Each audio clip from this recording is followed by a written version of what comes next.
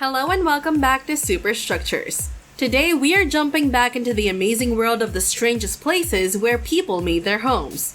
In case you didn't see part 1, no problem. You can watch it right here on our Superstructures channel. So let's get started on this new adventure.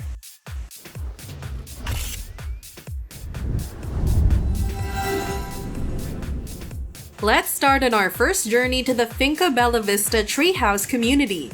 Have you ever longed for a closer connection to nature and a simpler way of life, all while enjoying modern comforts like electricity?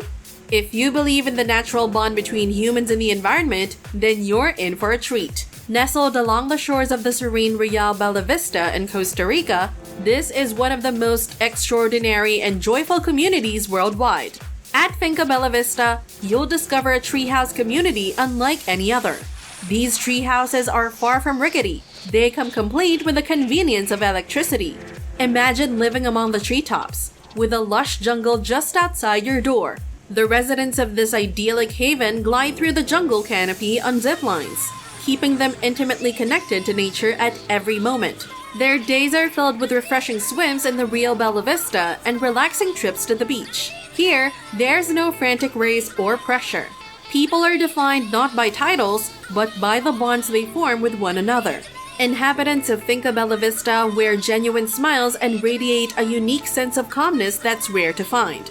It's undoubtedly one of those dream destinations you'll want to explore in your lifetime, and who knows, perhaps even call it home. Next, let's journey to the extraordinary village of Ganvie, also known as the Venice of Africa. This remarkable village is located in the country of Benin in West Africa. What makes Ganvie truly unique is that it stands entirely on stilts, right in the middle of Lake Nkoe. Centuries ago, the people of Ganvie built their village on stilts as a refuge from slavers who couldn't enter the lake due to local customs and beliefs. Today, Ganvie is a thriving community with around 30,000 residents who live, work, and carry out their daily activities on boats. The village consists of numerous wooden structures, including homes, schools, markets, and even a mosque. Canoes and boats are the primary modes of transportation, and fishing plays a significant role in the local economy. Despite being surrounded by water, Ganvie has managed to flourish through trade, aquaculture, and floating gardens. What's even more fascinating is that the village has not only survived but thrived over the years. Its people have developed a unique way of life and vibrant culture. Now, tourists have the opportunity to explore this distinctive village and experience its charm. Ganvie has grown into a popular travel destination, offering a glimpse into a captivating way of life. Introducing the Taos Earthships, a groundbreaking housing concept that's perfect for those who appreciate self-sustaining living and recycling. Nestled in Taos, New Mexico, these homes are a remarkable fusion of innovation and eco-friendliness. Earthships are self-sufficient, off-grid dwellings designed with a strong focus on sustainability, energy efficiency, and environmental responsibility. Constructed from natural and recycled materials like adobe, tires, cans, and bottles, these homes are true marvels of recycling creativity. A key feature of Earthships is the use of recycled tires filled with compacted earth, creating thick, well-insulated walls.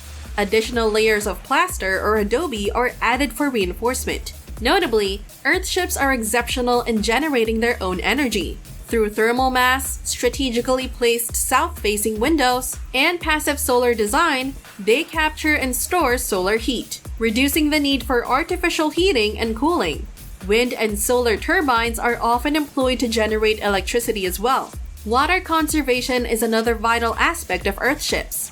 These homes employ a rainwater collection and filtration system for various uses, including drinking water. Earthships also feature gray water systems, treating wastewater for irrigation while even black water from toilets is utilized to nourish plants. It's a remarkable cycle of recycling that's both sustainable and sensible. So, if you're on board with the idea of embracing a self-sustaining lifestyle while minimizing waste and maximizing resourcefulness, Taos Earthships might just be the ideal model for you. Now, let's explore the captivating fortress village of Bourtange, a place that harkens back to a time when fortresses were essential, even though nowadays we have laws to keep us safe. Nestled in the Netherlands, this village is a testament to ingenious architectural planning and might just be the perfect haven for a zombie apocalypse. Bourtange, situated in the Dutch province of Groningen, stands out for its remarkable fortress-like design. It was established in 1593 as a defensive stronghold during the 8 Years' War. The layout and architecture of Bourtange were meticulously crafted to resemble a star-shaped structure.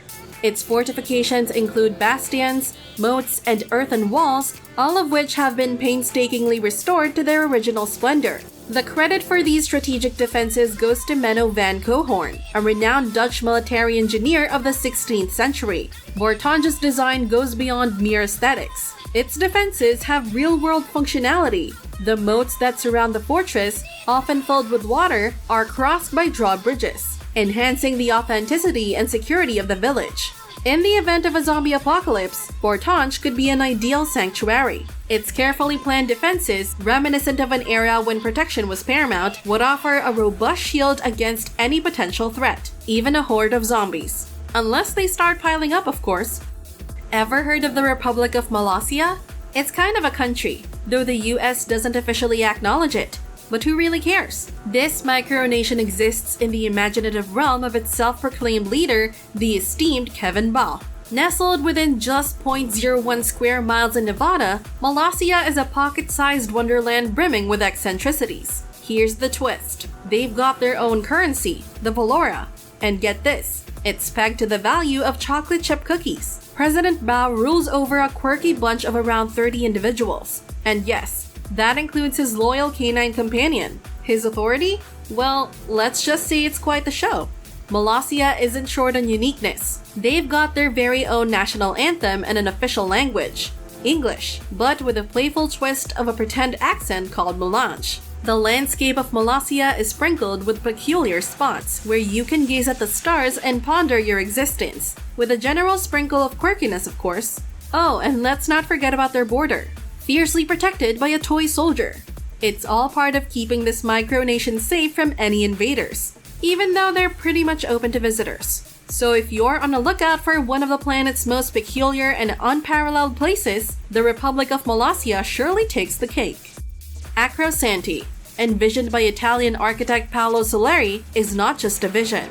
It's a thriving, sustainable urban community that stands strong today. Soleri aimed to counter the wastefulness and isolation of modern cities by creating a town where architecture and ecology work hand in hand. The result? A straightforward, communal, and sustainable way of life. The people who call Acrosanti home fully embrace this philosophy and take pride in being part of what Soleri referred to as his urban laboratory.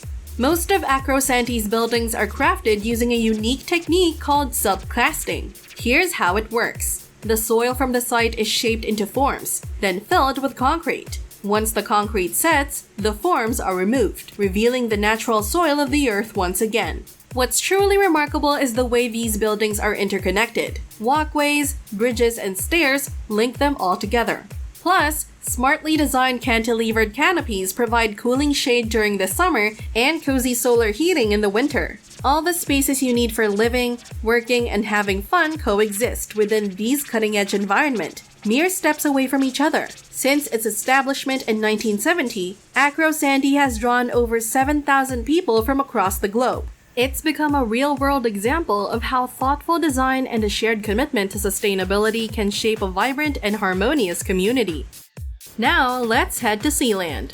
Picture this, a self-proclaimed sovereign state perched atop a forgotten seafort from World War II in the North Sea, around 12 kilometers off the Suffolk coast in England. Back in 1967, a former British Army major named Paddy Roy Bates seized control of the seafort and boldly declared it an independent nation. Sealand's sovereignty is quite the debate, as no other country or even the United Nations recognizes it. But honestly, who cares about their recognition? Sealand proudly marches on, issuing its own passports, hoisting its unique flag, and playing its national anthem.